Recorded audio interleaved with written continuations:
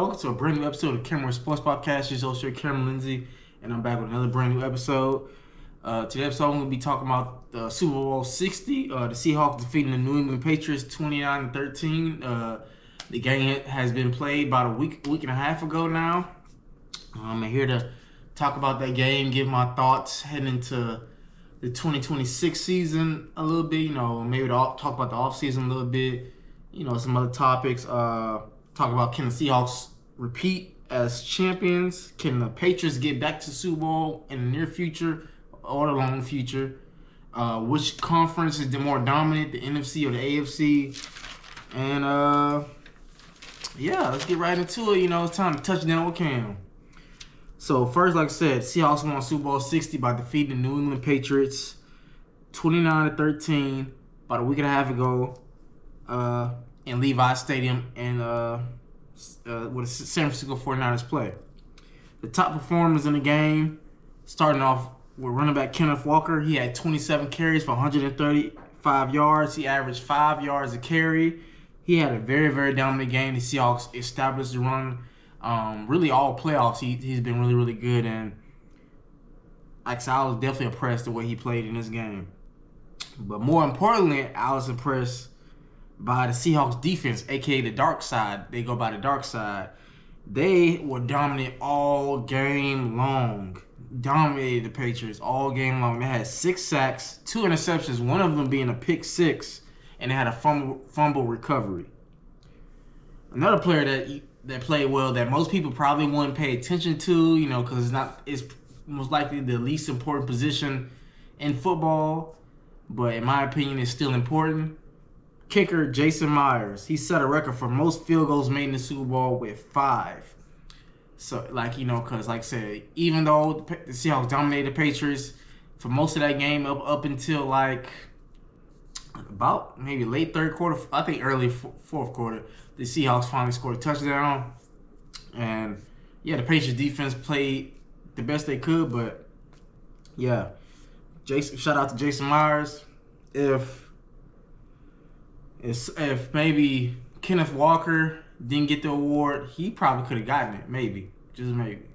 And lastly, even though the Patriots lost, this player, I think besides Kenneth Walker, was the best player on the field in Super Bowl 60, in my opinion, by far. Christain Gonzalez played very well. He had 2 key touchdowns, saving batted passes that could have made the game even worse than what it was. One, it was a long bomb to Rashid Shaheed that I thought was going to go for a touchdown, but Christain Gonzalez using that long frame, able to bat the ball away, saving the touchdown. Another touchdown saving batted pass he had was to Sam Darnold, try to throw it to Jackson Smith-Njigba. That's failed the Seahawks from scoring a touchdown right then and there. So I think Christain Gonzalez definitely played like the all-pro that he is. Definitely one of the best cornerbacks in the game. Definitely deserves to get paid either this offseason or next offseason.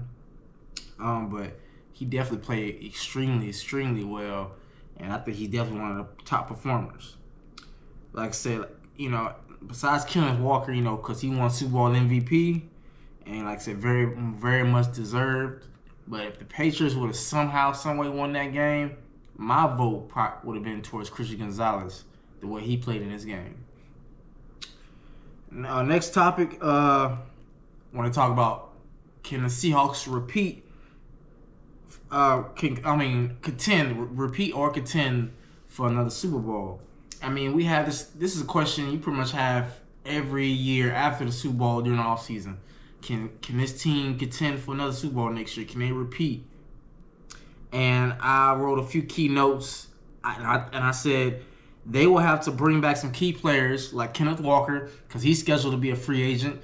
I think that most likely they're probably going to franchise tag him, because during the regular season, really the past couple of years, he's really been up and down. Like, he'll have some flashes of some good games, get hurt, or not have a good game. So I think they'll franchise tag him, or maybe give him a deal somewhat maybe like Sam Darnold, or give him a 3-year deal. Maybe after the first year, if he plays real bad, you cut him. But I don't know if they'll do that. But I feel like they'll franchise tag him. Like, okay, let's see if you can do it again. Like, the way you played in the postseason, can you play like that in the regular season and duplicate it? Also, like I said, they need to bring back, in my opinion, Rashid Shaheed. They traded for him during the trade deadline. He's been a valuable piece. He returned multiple kickoff punt returns. He's a dangerous deep threat. I think he makes a very good, solid number 2/3. You know, how you view him between him and Cooper Kupp. I think they should bring him back. But if not, hell, I'll take him for my Chargers. I think Rashid Shaheed would make a great piece for my Chargers and Justin Herbert. But I think they should bring back Rashid Shaheed. They should bring back some of their defensive players like Tyreek Woolen. Now, I don't think that Tyreek Woolen probably will be back, you know, because he probably will be a little bit expensive. So they might bring some players like Kobe Bryant back. But, you know, if I was them, I would try to bring Tyreek Woolen back. And it's going to be hard because, like I said, you got Kenneth Walker. You got Jackson Smith-Njigba, who's due for a deal. You got some other players, too, that's also going to be up for a deal. Also, they have to hire the right offensive coordinator, like Clint Kubiak, who left for the Raiders job. He's going to be the new Raiders head coach. Like I said, they're going to have to hire the right OC. So that way, like, maybe they don't change their offense too much. Like, keep it, like, whatever works for Sam Darnold and that offense, do it again this year. Like I said, they had a good offensive line, a solid run game. JSN had a career year. He was the best receiver in football last year. They just need to hire the right OC to replace Clint Kubiak. Now, next topic. Can the New England Patriots be Super Bowl contenders in the near and long future? And I wrote down, first, they have to improve the O-line and D-line. That offensive line was horrible. Granted, yes, they beat some great defenses like my Chargers, the Texans, and the Broncos. But the thing is, one of my Chargers, both are all Pro Bowl tackles were hurt all year and out for the season.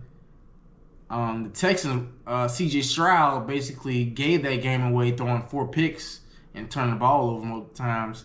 Denver, that game, I mean, Bo Nix broke his ankle in game against Buffalo, so he didn't even play. He was out for the season. They had a backup quarterback.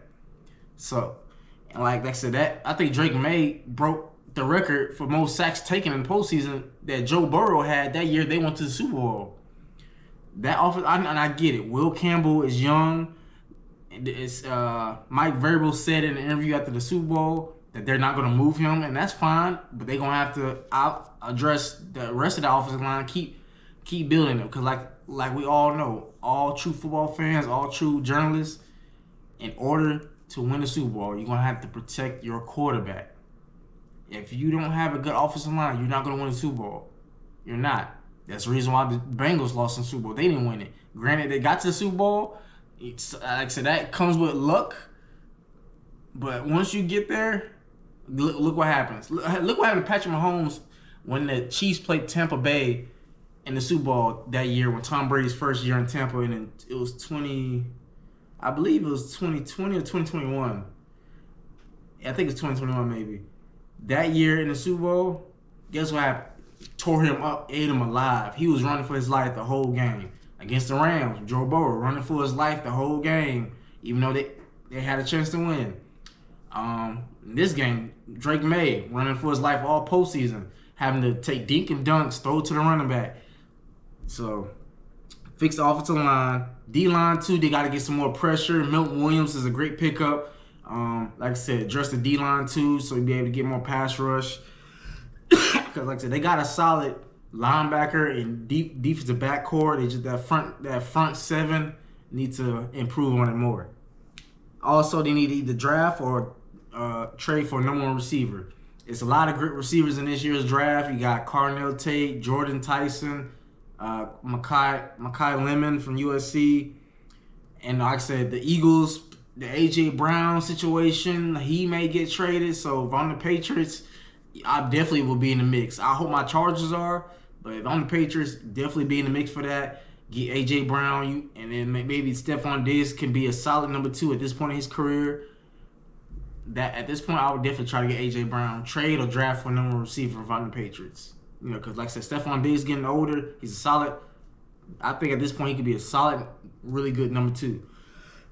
So those are the 2 things that they need to do if they want to contend. Going forward, be contenders for a Super Bowl every season in the near and long future.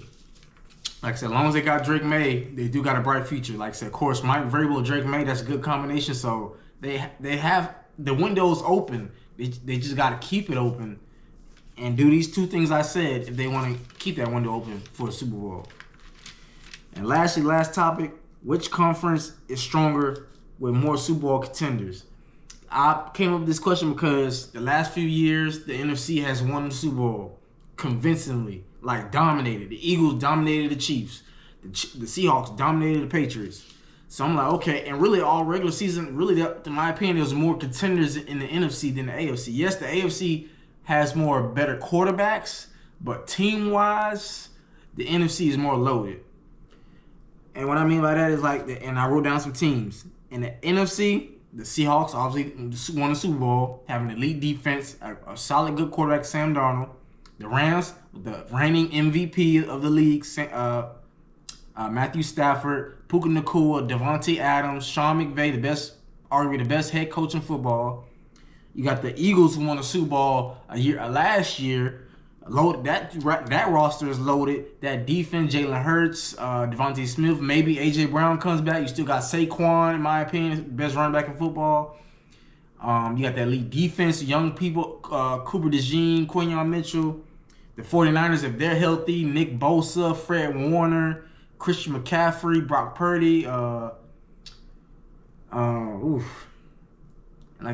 George Kittle, Ricky Pearsall. If they're healthy, the Packers, Jordan Love, Josh Jacobs, Matt LaFleur, the Bears. If they keep getting better, if Caleb Williams keeps getting better, his ceiling is so high, it's almost scary. That they just need to fix that defense more up. The offense is fine, and like I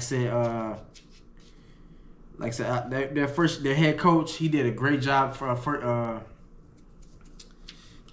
Matt. I forgot his name. I'll remember later. The Bears, they did a good job. And can't forget about the Lions. I know the Lions missed the playoffs, but if they're healthy and they fix their little issues, Dan Campbell, Jared Goff, Amon-Ra, Jameson Williams, you can't, like I said, David Montgomery, and Jahmyr Gibbs, that offense, definitely can't forget about them. I think that's 1, 2, 3, 4, 5, 6, 7. That's 7 teams from the NFC I think can legitimately win the Super Bowl. AFC, 4 teams. I think 3, but I can give it to 4 because I'm gonna get to it right now. The Bills, obviously, because of Josh Allen. As long as you got Josh Allen, you got a shot to win the Super Bowl. The Ravens, Lamar, of course, with that team. I know they missed the playoffs, but like I said, Jesse Minter, the head coach, former defense coordinator for my Chargers. I like that hire. I think they'll be back. The Chiefs, even though they had a bad year, they still got Mahomes. They still got Andy Reid. We don't know if Travis Kelce's going to come back. I think they're going to fix some of the stuff in the draft. I think they'll be back as potential contenders maybe. And also, lastly, like I said, this last team I'm not too sure about, but because of their defense, I'm going to say Broncos and the head coach, Sean Payton. Denver's defense is really, really good. Yes, they struggled in the first half in most games and had a lot of one-possession wins, but that defense is very, very good. Very good. So I can't just knock Denver down. I give them a legit shot. Now, some honorable mentions. I got 4 teams for honorable mentions that I wrote down that I think could be contenders in the AFC. But it's like it really depends. Like, okay, they got to fix some things or health. First off, the Jaguars. They had a phenomenal year. A great year. And I thought they potentially could make to the AFC Championship game, but they lost at home. Trevor Lawrence didn't really play all that well. Travis Etienne going to be a free agent. Travis Hunter's going to come back from injury, so it's going to wonder how he's going to look It's been reported that he's going to be more of a full-time corner and part-time receiver. Is Brian Thomas going to bounce back from a rough year? Is Kobe Myers going to continue that success he had since they traded for him from the Raiders? So, and the Jaguar defense was legit too. Is that defense going to continue to get better? So we'll see. I think they're first honorable mention. Second, the Texans. They had an elite defense. Will Anderson and Daniil Hunter were the best pass rushing duo in football. You cannot tell me otherwise. Both of them had at least 10, 11 sacks a pair. Both of them. They were the best pass rushing. That defense with Derek Stingley, that secondary was really good. Derek Stingley was one of the best cornerbacks in football, literally. It's just that C.J. Stroud is going to have to... He's just going to shake off them demons. It's like he ain't been the same since his rookie year. His rookie year, he was phenomenal. And since then, he's just been... So hopefully he can bounce back. Nico Collins going to come back for injury. I think Tank Dale's going to come back. They got their second-year receivers from Iowa State. They're going to be second-year players. They just need to continue to fix the offensive line a little bit more. I think Joe Mixon maybe come back. Maybe. We'll see about that. Next up, of course, my Chargers. If Rashawn Slater and Joe Alt can, for the love of God, football guys, please hear me right now as I'm doing this episode. If them two can stay healthy and we can get some running game, I think we have a legit shot. I know we lost Jesse Minter, our defense coordinator, but they hired a guy that's from the same tree as Jesse. So I think our defense is gonna be really good. We're probably not gonna bring back Khalil Mack. I wish we would, but Tui Talopu, he had a phenomenal year, 13 plus sacks. Derwin James, the best safety in football. Like I said, the secondary, that defense was really, really good. It was times where they kept us in games that we probably shouldn't have been in. But I think if, like I said, we continue to fix the interior of the line, like the guards, in the draft, either in the draft or free agency. Really both. I wouldn't mind both. If we fix the offensive line in free agency, then I wouldn't mind with our first round pick going D-line to continue to beef up that interior defensive line and help with a run defense and pass rush. So I wouldn't mind that. And of course, Justin Herbert staying healthy, staying upright, playing. He played with a fractured hand for most of the season, his non-throwing hand. And obviously, our receivers. I feel like I said, what I said with A.J. Brown, I wouldn't mind for us trading for A.J. Brown. I don't know if we will. Part of me would say, can we trade for Tyreek Hill? But I'm not sure about that because Tyreek did break his leg. How is he going to come back? Injury like that. He may not come back to week 5, week 7 or something like that maybe. No, we need him week 1. We need him week 1, week 2 at least. We need him to contribute and help. So I would potentially really go after A.J. Brown. And so we'll see. Hopefully we'll bring out Keenan Allen too. Keenan really contribute. He may not be the old Keenan, but he's still third down Keenan. I think he led receivers in all of football last year with the most third down conversions for the 2025 season. Like I said, but yeah, my Chargers. Lastly, the Patriots. I got them honorable mention because, like I said, they did just make the Super Bowl.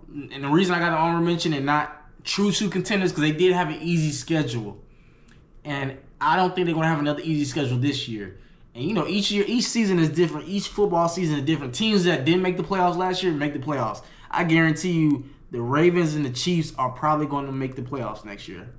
Definitely one of them two is going to make it. So it's not going to be easy. They're not going to have this easy schedule again like they did also.